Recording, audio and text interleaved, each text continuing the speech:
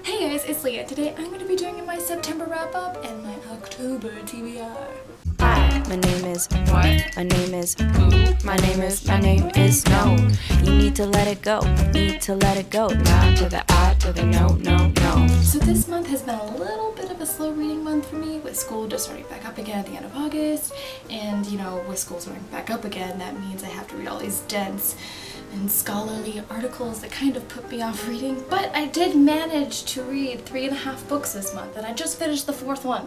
I'm kind of get towards my September wrap-up anyway, even though I finished in October because I started reading it in September.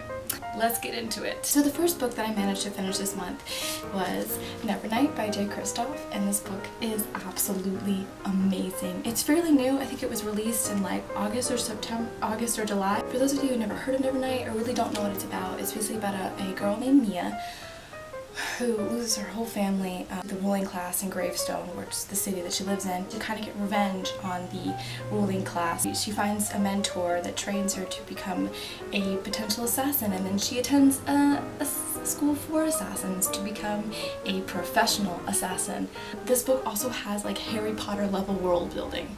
It's so good. I mean, I don't think I've ever read a fiction book, that included footnotes to give you more insight into the world and the setting of the book. This book is very, very, very dense, and there's a lot going on. I, for one, loved it.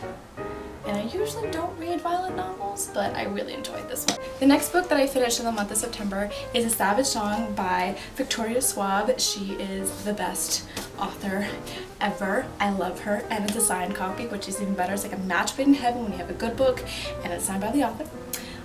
This Estaba Song is basically about what it means to be in the wrong skin and learning to know the difference between what you can change and what you can't change. You have the two main characters, August, who is a monster, who doesn't want to be a monster. He wants to be human. He wants to be normal.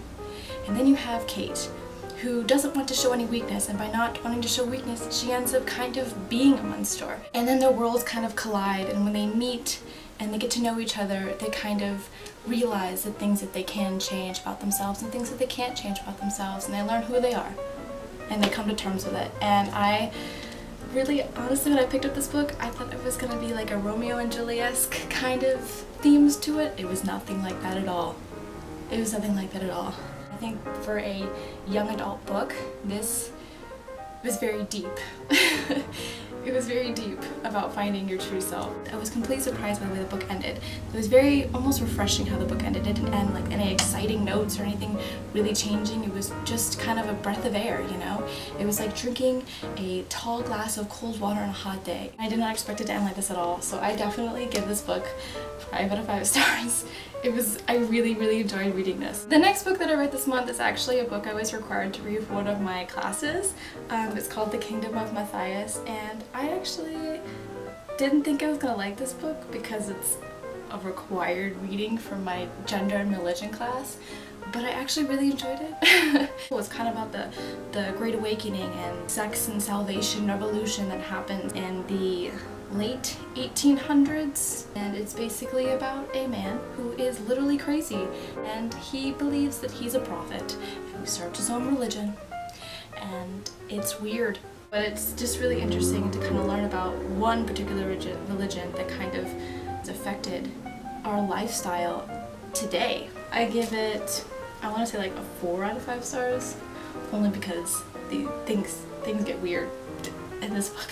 The last book that I managed to finish in the month of September, which I actually finished in the month of October, is Uprooted by Naomi Novik, and this book is really hard to explain. The two main characters are Agnieszka, I hope I'm saying that right, and the dragon. Every 10 years, the dragon takes a girl that was born in October of the year at the age of 17 years old and takes them away to live with him for 10 years and then releases them.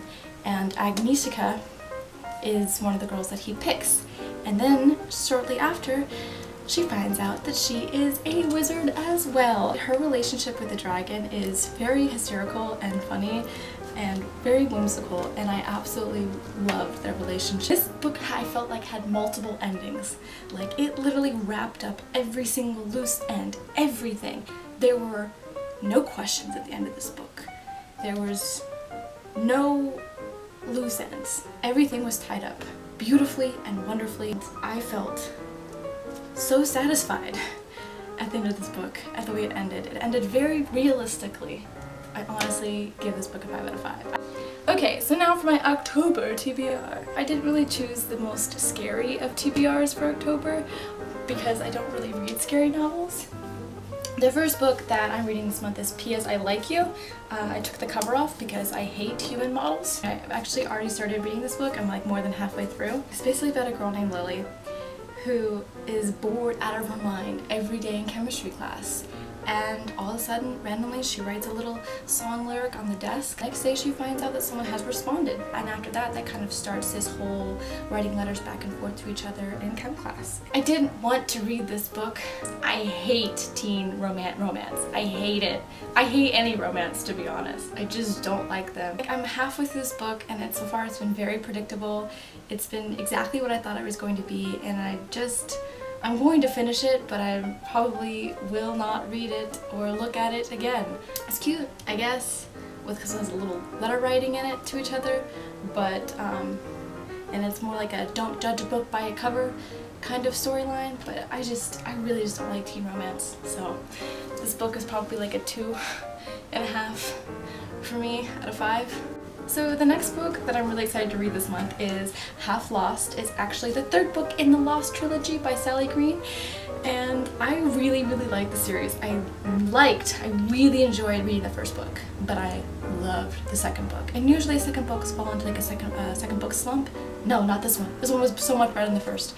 So I have really high hopes for the last book in the series. I don't want to say too much about the plot without giving away anything that happened in the first 2 books.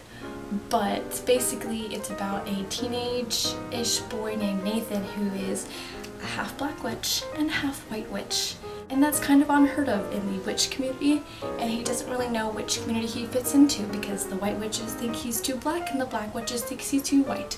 So he doesn't really fit in anywhere, and he's just trying to find himself and discover himself and who he is. It also has a little bit of LGBTQ themes in it, and I really enjoy reading LGBTQ. But I really don't want to say anything else about the plot because I might ruin it. But I'm so excited to read this book for this month. So excited. The 3rd book that I plan on reading this month, if I even get to reading it, is The Forgetting by Sharon Cameron.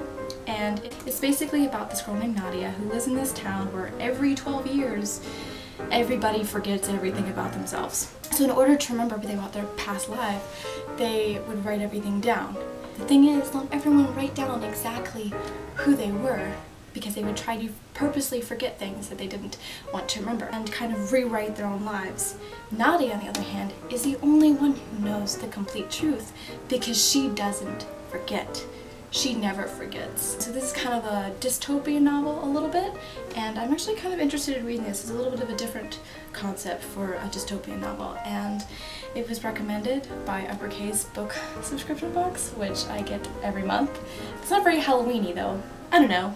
Utopias are kind of scary, I guess. The last book that I'm definitely going to read this month, because it's the only Halloween-ish book that I picked out for this month, is The Night Circus by Erin Morgenstern. And I love this cover. Can we just take a moment to just appreciate this cover? The Night Circus is basically about a circus at night that appears randomly out of nowhere and no one ever knows when it's coming. It just shows up. It's very mysterious. A girl named Cecilia and a guy named Marcus. They've been treating their whole lives to be a part of this circus scene, and they get the chance, an opportunity to try out for the Night Circus. It's this big competition thing, but what they don't know is only one of them will make it to actually be in the Night Circus. And the problem is, through their competition process, they end up falling for each other. Knowing that only one is going to win, it becomes this whole domino effect of dangerous consequences. I'm really excited to read this book. It's literally the only Halloween-ish book that I could find in my library. I hope it's a little scary for just for Halloween's sake. So yeah, this is all the books that I'm reading for the month of October, and I'm really excited to read all of them except P.S. I Like You.